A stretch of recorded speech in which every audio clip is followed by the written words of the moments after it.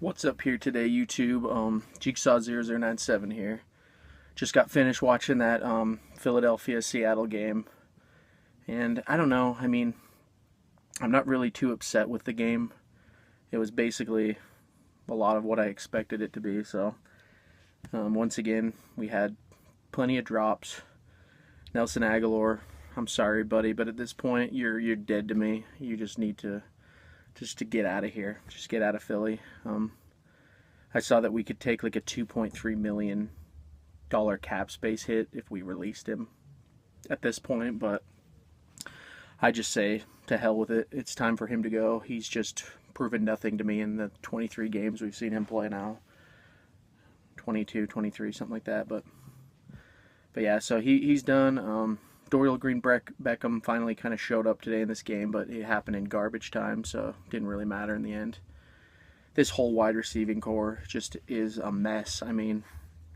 It's the worst in the league. I'm just going to say it now because I've never seen a bunch of guys drop this many balls. They just can't give their quarterback anything. And I'm not really saying Wentz was perfect this game either. He threw 2 more interceptions. He was throwing balls high over people. That seems to be his problem. He just likes to throw the ball a little too high. But still, some of these guys should be catching these balls. There's just no excuse for it anymore. So, yeah, we need to take a look at this entire receiving core. On the injury side of the ball, too, it looks like Ryan Matthews went out, Jason Peters went out, and then Vitae went out, too. So, this game was costly for us. I knew that this was going to be the toughest game of the season right from the beginning of the year, so this was really no surprise to me that we lost this game. And we didn't lose it by bad. We only lost it 11 points. The final score was 15 to 26, I believe. So it could have been much worse.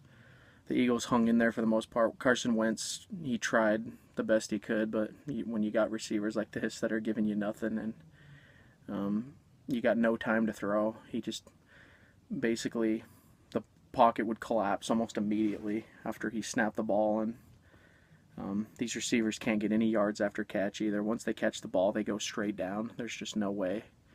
One of the things that was confusing to me in this game, though, was they kind of shied away from Sproles a little bit in this game, which I don't know why they did that, because when your offense is struggling like this and you can't generate anything, you got to go to the hot guy, and the hot guy was Darren Sproles. I don't know what they were trying to do. They were trying to air up the ball and see if the receivers can catch it. It's been proven now. If Doug can't see this, then he needs to have his head examined, because the Eagles cannot catch balls as a receiving unit. So this was proof. Agholor, every game he's got a drop now, a key drop. And then he also had that penalty. That was another thing I want to talk about, guys. That penalty, the Zach Ertz touchdown, and Nelson Agholor was on the field, and it was a illegal formation. Oh my God. This player is costing this team too much at this point. It's time to cut ties. I don't care what they have to do in the offseason. Howie Roseman, you are a genius with the offseason. Make this happen. Get him the heck out of here. He's a Chip Kelly guy. He should have never been drafted first round. We now know this. Just admit he's a bust and let's move on. Let's not waste another year with this guy. So anyway, it's just kind of, this loss was expected, but it is a little bit disappointing, because it's just disappointing because the defense is good and Carson Wentz is good, and we just can't get it going. I understand it's a rebuilding year. We're fixing the mess that Chip Kelly created here in Philadelphia, but it just really irritates me that we can't just get it together, especially after that hot start this year. Like, why did the Eagles have to tease us this year, man? Make us think that we were better than we are, but I don't know. I'm kind of defeated right now, as you guys can tell, but we got some pretty easy games coming up. Not too bad. We got next week we got Green Bay, and then I think we got the Bengals after that. It's either the Bengals or the Ravens. I'd have to look at the schedule. So our schedule isn't too hard going forward.